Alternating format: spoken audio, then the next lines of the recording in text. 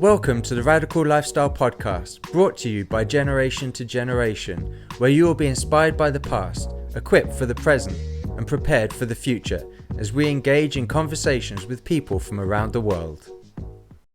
Hello everyone, this is Andrew and Daphne from Generation to Generation, and our returning guest is Jennie Dagerath. Now, for people that didn't hear your last episode, one, I'll put the link in the description so they can go and hear it. But can you just say a bit about where you're from and what you do? Thanks for having me back. My name is Jennie Dagerath, and I live in San Antonio, Texas, in the United States. And I am a wife to Michael, mom to 4 boys, and I've just finished my 21-year career as a homeschooling mom. And I teach a homeschool class of other students as well, and I'm doing that for this last year. But that's pretty much how I've spent the last 2 decades of my life, and I've loved it. And we're going to talk a lot about this homeschooling side of things, or schooling from home. And for people at the end of this that say, you know, I'd like to be in touch, maybe for tips or for help in terms of exploring options, we'll put our email in the description so people can email us, and then we can forward those on to you. Great. It's really interesting. I heard you say, I've just finished my career as a homeschooling mum. Not many people I've ever heard talk about it as a career. Before we move forward, tell me why it has felt as a career to you. I think just when you think of what, when people ask you, what do you do? I think oftentimes for moms who have chosen to homeschool, or families that have chosen to homeschool, the mom will just say, well, I'm just a homeschooling mom. I'm just a mom who stays home with my children, or whatever, as if that's like I couldn't do anything else. This is just the bottom of the barrel, and here I am kind of stuck with that. And I just realized several years ago that that's not actually, it's not even a little bit true, right? It's a very high calling, and something that we definitely felt like the Lord called us to. Just like I was a speech therapist before we had children by training, and I worked for several years in that field. And if I had been in that field outside the home, I would say I've been a speech therapist for 25 years or whatever. And so why not say, this is what I've given my life to. This is how I spend my day. And I don't just wake up and sort of stumble out of bed and throw a handwriting sheet in front of my children and go watch TV all day, right? I mean, it's how I have intentionally decided to live my life, and it's what I've given myself to. So in every other field, people would say that's your career. So it just it's not lucrative monetarily, but it pays in a lot of other ways. Yes. I love it. I really love it. And it is a career. You used 2 other words. You said intentionally and given my life to. Now, today, many, many, many across the world are having their children at home to be educated. Wasn't intentional, and they didn't decide to give their life to it.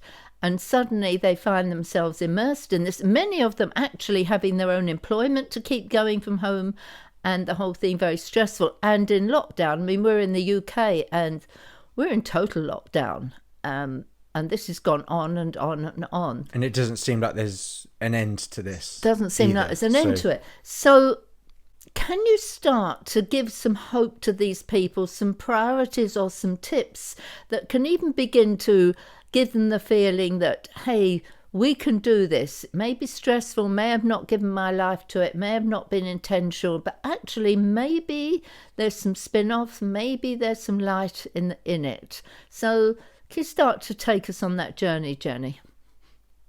Absolutely. I think it is a very difficult situation that a lot of people have found themselves in. Like you said, they didn't choose to, their plan going into the school year was to do the last school year the way the years before, right? And they do have a career that they're, and somebody, even that is like transitioning to now you're at home, you're not going into the office. So you're trying to manage Zoom calls, trying to manage Zoom school with your students and all of that. And I think what I would encourage them to is just to realize, and not to over spiritualize things, but the Lord knew this was coming. we didn't have an idea that it was coming, but he knew we were going to find ourselves in sort of a pressure cooker kind of situation where the stresses were going to be high on all sides. And it would feel like there's just not a place to get away. I mean, you literally, there's just no place to get away. And so he, even if you didn't intentionally choose that path, and that's not what you signed up for, if you will, he will still meet you there. And his highest priority is your relationship with him. He will meet you with grace, mercy, and grace. It says we can come to his throne boldly to find mercy and grace to help us in our time of need. So you as a parent can absolutely know that you can confidently go to his throne and ask for mercy and grace. But he also wants you to model that for your children and teach them how to go to the throne of grace to find mercy and grace in time of need. And to also realize this is a very unique opportunity that you as a parent have with your children around 24/7. And I know there's a lot of parents who are like, yeah, I'm kind of done with this unique opportunity. I'd like to give it back, right? Like, could we just go back to what it was? And God only knows if it ever will go back to what it was. And so I think to kind of keep holding on till things get back to normal, in quotes, is being short-sighted and really not making the most of every opportunity that the Lord is given us. And so I think to, even in those stressful times, to connect with your children, to connect with your spouse, even in short, small ways, to connect with the Lord, to not feel guilty about having to have some space. Like, I need some moments by myself, but to not allow the stress of it to push our families farther apart. I think that would be definitely, the isolation is definitely a plan of the enemy. And there's a difference between having some time to yourself to regroup and to connect with the Lord, and intentionally pulling away and out of relationships. So I think relationship is definitely number one on the Lord's heart, our relationship with him, our relationship with one another. And even when it's so hard, there's always mercy and grace and help in that time. So I was going to say, we're talking about two very different roles when we talk about being a parent and being a teacher. And so what are some tips that you've learned over the years in terms of how you juggle those two roles? Because I'm sure there are times where they can get blurred.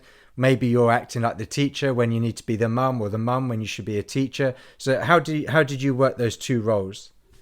Yeah, that's a great question. So the reality is the teacher hat really only has to be worn a couple hours a day. And the hardest part of schooling, whether you're homeschooling or you're schooling at home, the hardest part is not the academics. It's the parenting and the relationship with your students. And even we're part of a large homeschool group here in South Texas, and my husband and I are on the board, and we're hearing so many calls from families who are struggling not so much with the academics as with the parenting. And so I think you probably 90% of the time it's parenting. It's a parenting and a parent-child relationship mode that you're in, and a much smaller part of the time where it's the teacher. And honestly, it would be so much easier if it was the other way around. If it was all about the academics, you can get the academics figured out, and your kids can get the academics figured out. And but it really is the parenting part that's hard. And I think that's for those who have found themselves schooling at home, and those who have chosen to homeschool, which are two different things. But it's the hardest part, and I just hear it over and over, and I know for myself too, the hardest part is figuring out the parenting these young boys and girls, young men and women. It's just not an easy It's not an easy job. And what if one of the children's sick? Who writes the sick note? Does one parent write the sick note to the other parent, or how does that work out? Yeah, well, and the big question is, when the teacher's sick, who subs? Ah. Yeah. But I think that's when you just realize, wait, this is not all about academics. And yeah. And I also know there have been days, like when the local schools are closed because it's snowing or it's a holiday or whatever, and we just keep doing school, and or we still have school, and that's always been kind of a growly moment for some of my boys. Like, wait a minute, but it's a snow day, why are we going to school?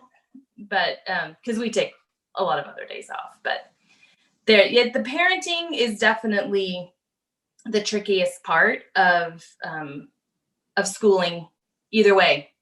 And I think when you've chosen to homeschool and you sort of stepped into this on purpose, and you've grown up with your children, and you kind of have an idea of where they are, their flaws and things. I think when you had schooling thrust upon you and you weren't used to spending all of that time with your students or your children, I think it's easier to kind of realize, all right, well, maybe there were more issues than we realized. I just didn't see them. But even still, the schooling situation during COVID, it's so not normal. I mean, the stress levels, it's so unusual. And I know a number of families that have decided to homeschool because when all their kids came home, they're like, all right, yeah, we can do this. We can figure this out. But I know a lot of people who are like, oh, no way. We could never homeschool. And to them, I would say, you have to realize what you're doing. This is not normal. This is not a normal homeschool. It's not a normal situation. Yeah. And it's stressful in a lot of ways. And a couple of things from what you've just said. First of all, the relationship thing being the important key thing. Would I be right in saying if you get the relational connection, if we can get that right without being legalistic about it, but you're connecting with your child and heart to heart, then the education side of it should be that much easier because it will come out of that relationship. But if you get them educated and you try and push the parenting bit in, it's not going to work. Am I right? Right. You are. Yeah, that's exactly right. It's exactly right. And because there are hard subjects that students hit, right? And things, whether they're 8 or 18 or anywhere in between, you're going to run into some educational academic subjects that are hard. And if you don't have and some of it's like hard for the mom, right? So they're kind of like, I'm not sure I remember how to do this. But if there's not a solid relationship built, kind of relational capital or heart-to-heart connections already made, that just makes those things much more stressful. I mean, how are you going to talk to an 8-year-old about, let's work this out. I'm going to sit here with you. We're going to figure out this long division or whatever. And if they don't even like being around you. Why? I mean, it's just a recipe for heartache and grief on both sides, and parents just feeling like, I can't do it. My child won't listen to me. They'll listen to their teacher, but they won't listen to me. We hear that a lot. And I think, no judgment. I mean, but I think it's evidence that the relationship is maybe not where it needs to be. And a lot of times what you need to do in that point is actually put the long division aside and work on the relationship, because they will actually at some point figure out how to do that math, right? Or how to read, or just all those different things. Like the academics are just really the smallest part that need to be addressed. I'm not saying you leave out the academics altogether and just hang out and have fun all day. Like that's not real either. But they're definitely needs to come, a point where you as a parent are valuing the relationship with your child higher than you're valuing their academic prowess. Yeah. So also you said about it's confusing. You said that for the children this is stressful, that this is new for them. They're not used to relating you in that way. They're not used to learning in this environment. And children like routines and they like predictability. They like to know where they're at. And all of that was removed in a moment, almost literally. And children's brains cannot function in that sort of disarray. I mean, they can't function well in that sort of disarray. And for many of them, it's been really traumatic. And so they've even got traumatized brains. And I think it is well known in mental health that children with traumatized brains find it hard to learn. So what you're saying about building the parenting, building the connection, is as well enabling their brains to settle down, to feel safe, to feel secure, that it's okay, my relationship with mum, my relationship with dad hasn't changed, this is my home, everything is safe. And then from that, and bringing that anxiety and stress down, does it not then release them to learn and release a much happier, healthier learning environment?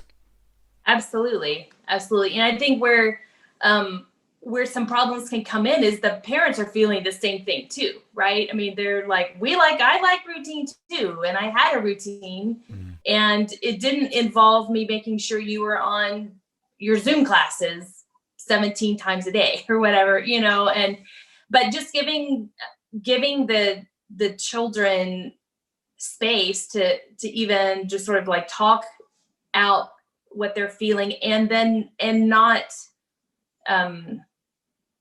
pressuring the academics if you have the ability to do so. I know that even kind of depends on the school that you're a part of and how much you can or can't, because I know some families feel like, well, if we don't stay right up on all the academics, then they're going to lose ground and not be able to progress to the next grade, and we don't want to still be doing this next year. And so it's again, I think but even in all of that, I think the Lord really will provide a way. And the most important thing really is your connection with your children and creating as much as you can a peaceful home. And so staying with routines and even just making sure your kids get up and get dressed and not stay in their PJs all day. And, some of those things you think don't really matter, but it's kind of, they really do. Like you said, the children's brains like predictability. And so as much as you can keep your day as much as it was like before, I think that would be helpful.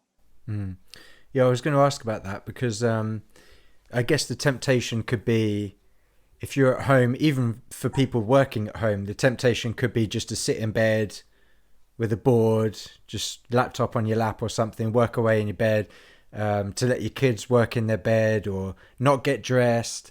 But there is something about creating that environment in a certain area where there's a certain switch in the mindset. I know for us, we're kind of used to working from home, but we used to not have the space to be able to separate sort of our home space from our workspace. And it was quite difficult, even at the end of the day, changing your mindset from being, this was my workspace, now I need to change my mindset to it being my home space, is difficult. And so when we were able to make that space, it made that transition much easier. We could leave the office, shut the door. Now we're out of work. And so can you talk a bit about that? How did you do it? Creating that space, separating it so that people could transition from one mindset to the other. Yeah, I think it's really important. And in a way, it's a lot of those things that you don't recognize how you're communicating even to your own self or to your children that this isn't important. If I get up and I don't even get out of my pajamas or I don't even get out of bed, it's like, all right, this isn't really important. And after a while, I mean, that really just kind of, it spirals down. I mean, you don't really feel like, all right, this is an obstacle we're faced with and I'm overcoming it. We're going to walk in victory in this situation if I can't even get myself out of bed and put my clothes on, So I think there are things that we can put into place in our lives and in our daily routines that send a signal to our brains, to our minds, to our bodies, and even just in our home that this, we didn't ask for this situation. If you're finding yourself in that schooling at home situation, we didn't ask for it, but we can rise above this and we can make the most of it. So we're going to get up, we're going to put our clothes on, we're going to put on some worship music, we're going to have breakfast together, and school, your day starts with this call at 8:00 or whatever. And even just what we used to do, we would get up, we would have a time when the boys had to get up, and we had breakfast together, we read the Bible together, we did, we prayed for missionaries or listened to a worship song or read a psalm together. And then they knew this is like the rhythm of our day. Then you can do math, then we do history, then, just there was a predictable rhythm to the day. And it wasn't like military school where it's like it's 0800 and at 0823 we're having breakfast, and but it's like there is this predictable rhythm to the day. And if something happened that sort of threw it off, it's like it's not the end of the world, but we're getting back to it, and we're not going to let every day spin out of control.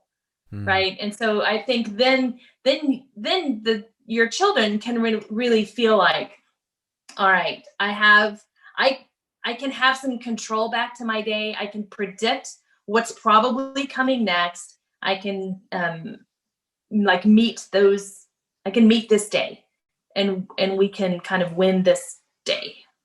I think, that is this, all of this is empowering for the parents as well, especially if they have employment they've got to continue and they know when it is. I know for us, taking us forward, I mean, you were saying when we had an office or anything, but then with pandemic came along and everything else, we did little things to kind of create a feeling of this is an area where we work, even though it's in the middle of everything else. And a silly example is the place where we are recording now is actually in our kitchen, but we put a bit of carpet and made a square on the floor where we sit now, and it's psychologically, when you step on this little piece of carpet, we're in the filming studio. And we got a carpet, it's in strips and we stuck it together, but psychologically it's like, it does make a lot of difference. It really does. And that was one reason why we really never wanted our boys to do school in their bedrooms, was because we wanted their bedroom to be a place where you go, you rest, you read, you play Legos or whatever. We didn't want it to be, and I do school, and so you can kind of have places like sanctuary places, if you will, even if it is a square of carpet, where just mentally your brain just says, okay, this is where I just play. I just play in here, or I sleep in here. I don't wrestle with subjects in this room like that. Yeah. It's putting in disciplines. And when people hear that word, they think about telling people off. We have to discipline. But it's not. If you're in the military, you have to be disciplined. If you in football or American football or the real football in England soccer, there are disciplines that you have to learn. And so it's not a punishment word to say, we need to be disciplined in the way that we're doing this. I mean, this self-discipline is a plus that can come from it. I want to take it on a bit further, Jennie. Now, you have a few times said homeschooling or schooling from home, and you have used those every time. You've used both of those words. Could you just, before we move on with the conversation, tell us why you use those two words? And you obviously have different meanings behind them and are making a separation between them. So can you explain why you say those? Yes. So I think even before the pandemic, when so many people found themselves completing their school's curriculum at home, even families who had chosen to educate their children at home, well, I even did it early on myself, kind of fall into the trap of thinking what homeschooling means is I have to be doing what my kids would be doing if they were in the local public or private school. Like I need to make my home setup look like a classroom, or I need to be following a curriculum, or make sure that at the end of this year, my kids can do all of the things that they would have to be tested for if they were at my local public school or private school. And so I think there's, because education, the way it's changed over the last 150 years, when we think school, unless you were homeschooled, which now there's kind of a second generation of people who are homeschooling, who were homeschooled, but still most people were not homeschooled. So their mental picture of school is a classroom, desks, lesson plans, moving from subject to subject, testing, all of, just the a master teacher teaching information and relaying information for a test, just that whole paradigm. That's just the way, when we think school, that's what we think. And so in reality, homeschooling, home educating it includes pieces of that as far as the academic pieces, but the way it looks and the way it fleshes out is much more relational, not just parent to child, but also like where is God in this information? If you're homeschooling from a Christian perspective, which most people do, but not everybody homeschools from a Christian perspective. But for those who are homeschooling from a Christian perspective, it's how do these subjects teach us more about God and his creation? How will this affect our daily life? And let's go outside and look and see, and let's learn the science like from a hands-on perspective, or let's go see how these things all relate in the real world, not just like textbooks. Schooling at home, and particularly since the pandemic, it's still that school model of there's a teacher who comes up with assignments and they give them to you, and you as a parent are responsible then for implementing those assignments. And it's a very, there's not freedom for the parent to say, oh, are you really enjoying studying about the water cycle? Well, let's create some different things and let's go farther with the water cycle, and just kind of, because you can't. That's not the assignment. The assignment is water cycle on Monday, something atmospheric pressure on Tuesday or whatever. It's like, it's just not set up that way. Someone else has developed the curriculum, someone else has developed the lesson plans, and it's just a different paradigm. Even at a Christian private school, it's still the same paradigm as a public school. The content will just be a little bit different. I guess you have to work at the pace that other people set for you as well. Whereas homeschooling, I know some of your boys just like shot through their stuff. They're able to set your own pace to a certain extent. Yeah, and shoot through on some things and spend twice as long as other kids on other things just because you're struggling with it. So that is definitely a huge bonus. Or to say this curriculum isn't working for you. You're not learning math the same way your brothers did. Well, let's see if we can find another way to explain it to you. I mean, it's in a school at home situation, it definitely is. It's more flexibility. Here's the curriculum. Do what you can. If you're falling behind, I'm really sorry. I mean, that's just kind of, there's not that flexibility. Yeah. So would you say that homeschooling had more opportunity for experiential learning than maybe schooling at home? that you're able to go out and experience things, touch things, feel things, etc. Absolutely. I mean, because even the years when I was kind of like trying to recreate a private school in my home, you felt like we're spending so many hours a day just trying to get through all of this curriculum. We don't have time to go to the Children's Museum. We don't have time to go take a photography class. We don't have time to do all of those other things. And those opportunities are out there in abundance. You know, once I kind of realized, no, we're going to learn, but let's kind of enjoy this all together while we're learning. And then we had a year where we did so many classes outside of the house and so many field days and park days and science day at the museum. And then I realized, all right, we're not actually ever at home. So we need to kind of like find the balance of not feeling like I need to give my children every opportunity that's available. And because we actually still do need to be at home sometimes and create that rhythm of home and predictability and building relationships between the brothers and teaching them how to do things at home, you know?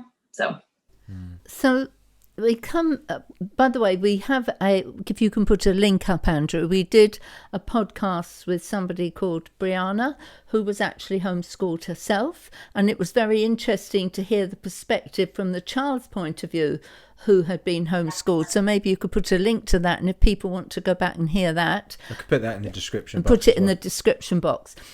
So here we are, they're in this situation that they have been forced into. Now, there may be many, many parents who are in a way pressing pause in their thinking, and they're saying, well, look, here we are, we have this, it may be stressful, or they may be enjoying it, or for many, many reasons may be thinking, should I actually send my children back to public or private school?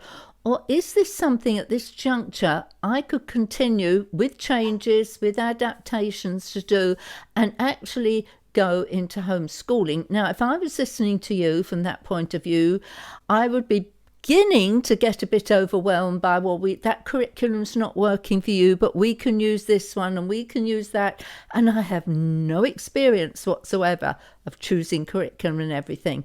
So can we now move, and can you help people who are considering homeschooling, help them through the thought process, and not in a false way, but make it seem more manageable than it must do at the minute, that decision? Definitely. And I would say we certainly are seeing a lot of people, I think, have realized what their kids are really learning in public school. They weren't as aware of the types of things they were learning and or how little they were learning that they feel is valuable.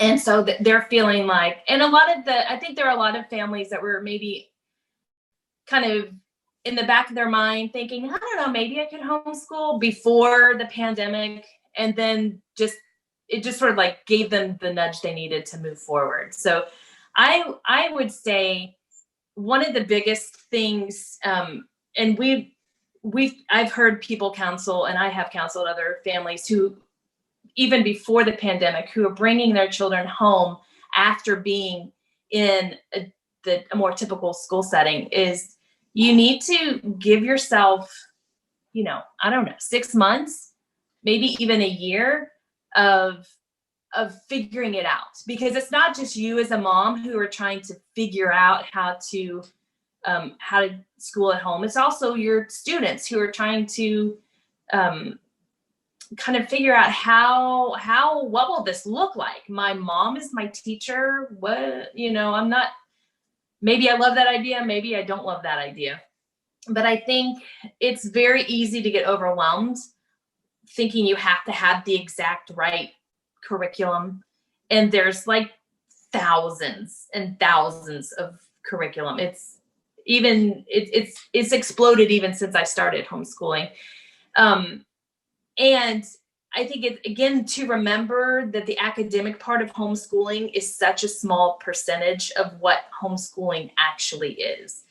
And if you pick a curriculum, you don't actually have to stay with it. If you're not liking it, you can, get something else. So it's not like I have to, stay stuck with this curriculum forever. I would say, I would definitely encourage families to not overinvest their money in a curriculum.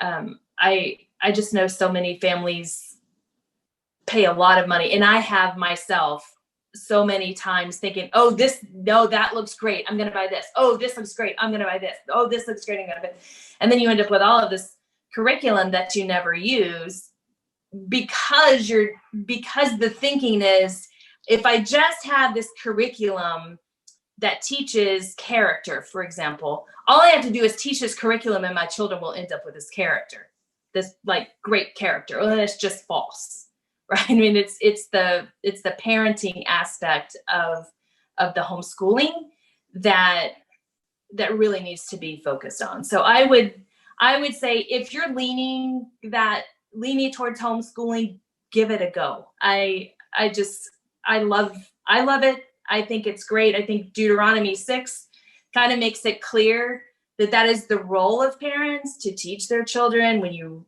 lie down, when you rise up, when you go in, when you go out. And in a way, it's kind of like maybe our default should be, Lord, we're going to homeschool until you say no, as opposed to we're putting our kids in public school until you say pull them out, right?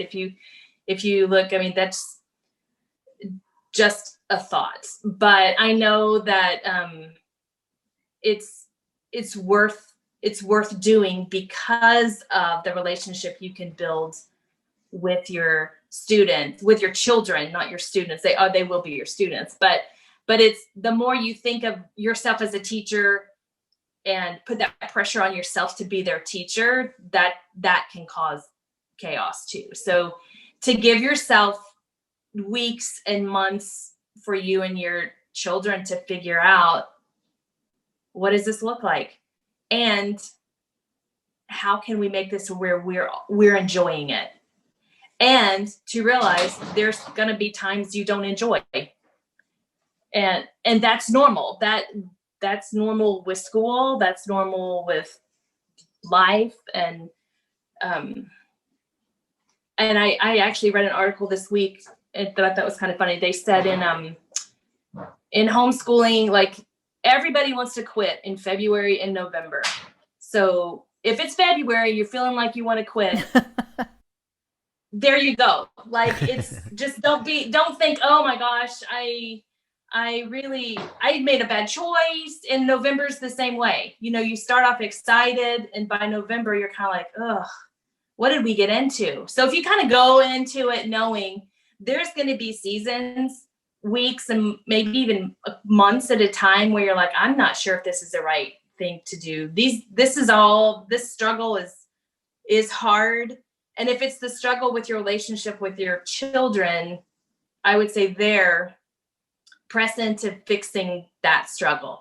If the struggle is with academics, then go back to where the academics were easy and just take one step beyond that, but not to just keep pressing forward. Yeah. So having looked at that, what would you say are some of the questions maybe parents could ask themselves? I mean, I'll throw one out. Maybe a question you could say, is this what I'm wanting my child to learn in their formative years? Are they learning what I'm happy them learning? What other questions might you, as parents, ask ourselves to help ourselves process this?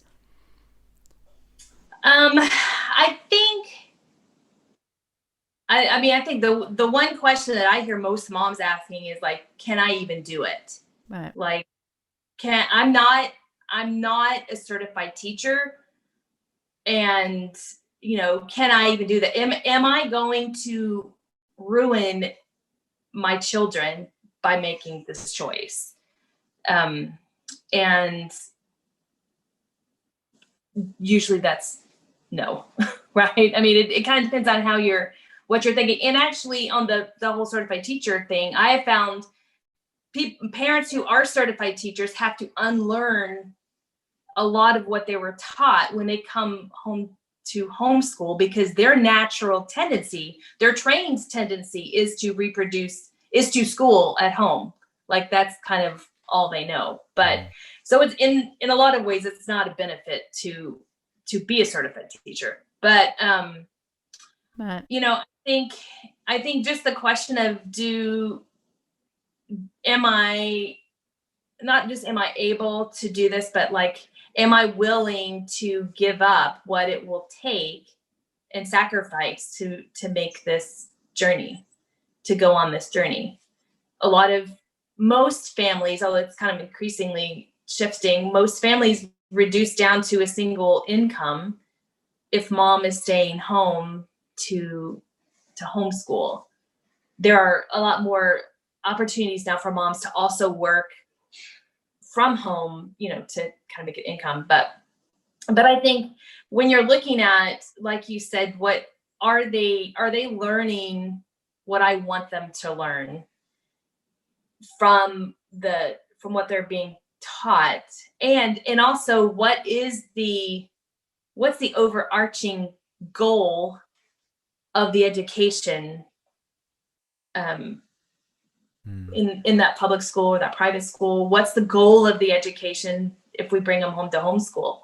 I think that once you kind of answer and ask the question, if I look at this public school curriculum, what's their goal? Or this private school curriculum, what long-term, what's their goal? What are they trying to teach my children? Do I agree with that? And if not, what am I going to do about that? Yeah. Well, a couple of things. First of all, I just want to throw this in there, that there are people listening to this, many different nations across the world, and some of them very restricted nations. And I would just throw out the idea that those of us who have the option of homeschooling need to see it as a privilege that we have that option. So that it isn't something, I've got it. We have at the moment the privilege of the option of homeschooling.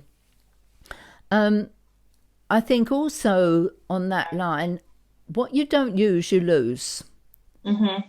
And I think in the current climate, and not just in the US, but in many nations, the option to homeschool is at the least under threat.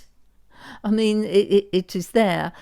And we don't homeschool our children to keep homeschooling alive, but I think it's something we need to take very seriously, and not parents look over their shoulders and go, you know what? I had that opportunity and I don't now. So I'm throwing that thought out there. The other thing that we haven't brought up, which 100% comes up when you mention homeschooling. I mean, I don't know whether you have it. If I mention homeschooling to anyone, I can pretty much guarantee. You know what it is? I know what you're about to say. Go for it. Socializing. I mean, that comes up every time. Now, Bryanna did deal with that very well. So just because that question is out there, we just got to address whether these children end up socially inept and just socially awkward. I think awkward. Come on, just deal with this one, Jennie. Just because someone listening is thinking it. Someone is thinking, yes, that if I have my children at home, they are, I'm dooming them to a life of being awkward and not knowing how to relate to people. Yeah. So I think it's absolutely not true. So, but I think there's also, it's not like there's not socially awkward people at public school. I think it's a very erroneous situation. And I think I knew some very socially awkward people in school. I mean, there's just people that are awkward or unawkward everywhere you go. And I think one of the beautiful things about homeschooling is that it gives students actually a chance to socialize with people that are not just their same age. When they're in a school, whether it's public or private school, generally if they're in third grade, they're around third graders. So their whole socialization is 8-year-olds and maybe one teacher or two teachers. So that's not really truly giving them, and then maybe they go play soccer in the afternoon with a bunch of other 8-year-olds, right? So so actually homeschooling affords opportunities, and there are so many extracurricular opportunities in homeschooling, things you can do outside of your home to meet with other homeschoolers. But it also gives them, I've seen just across the board, homeschool teenagers relate very well to younger children and to adults. Like they don't feel like I need to just be with teenagers because I'm a teenager and I don't have any time for those little 8-year-olds. I mean, they learn because of the way they have been educated and the way they educated in families. Because generally, even at these homeschool get-together things, it's families getting together with other families. So there's opportunities for students to actually learn how to relate to people who are younger than them and people who are older than them, which is a much more practical skill when you get out of school, to be able to relate to people of all ages. So there, you can, and like I said before, I mean, we've had years where I'm like, we're doing too many things outside of home. We're in too many, fun things and play days and field days and extracurricular classes. We're not even able to be at home. So it's just not true. And I think they learn, and this is, again, generally it's the majority. There's always going to be the outliers, right? Who just are, they're just going to be quirky. Awkward. Quirky. Yeah. But I think one of the beautiful things about homeschooling is it kind of gives the kids the opportunity to be quirky without being ostracized. Yes. And to kind of like be really interested in something that if they, like one of my boys for years loved Scottish things and read, Scottish books and the Covenanters and things. Well, he wanted a kilt. I was about to say, did he wear a kilt? Well, he wanted one. He was saving up his money to buy one. And he was like, I'm going to wear it to church. I'm going to, just do all things. And he never did get the kilt, but it's like he could have. And you could wear your kilt to a homeschool thing and nobody thinks like, that's weird. Why are you wearing a kilt? Right? So they have the opportunity to kind of grow in and out of the quirky things without it being like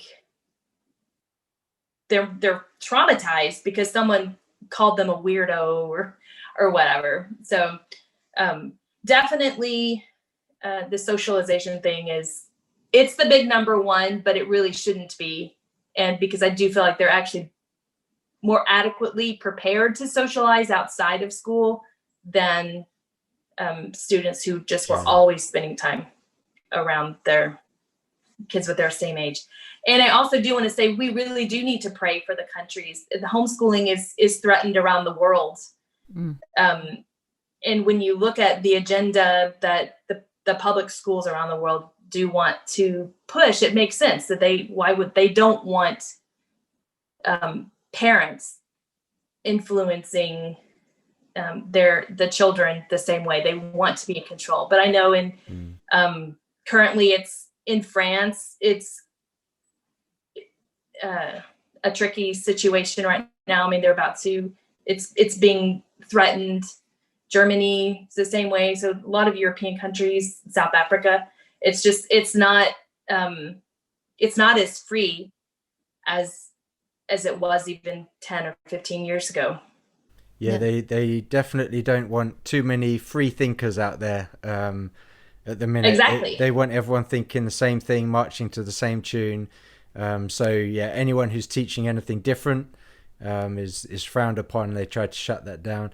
I think that this has been really good. I think for a lot of people, especially in England, I know for sure, people would have thought by now we might be back in school, but we're not, and it looks like this could go on for quite some time. Maybe some parts of the US are more stuck in this than other parts. I'm not sure how that's fleshed out across the US, but thank you so much. I think you've given a lot of really helpful tips. One, for people that are still homeschooling or schooling from home, and also some really good food for thought in terms of people reevaluating how they go forward and out the other side of this and what they do with the education of their kids. So thank you so much, Jennie. We really appreciate it. It's great to have you back. Thanks for having me. And we'll see you again soon on Radical Lifestyle. Thank you, Jennie. All right, bye-bye. Bye. Thank you for listening to this episode. If it inspired you, please rate us and subscribe on Apple or Google Podcasts, Spotify, or another podcast platform.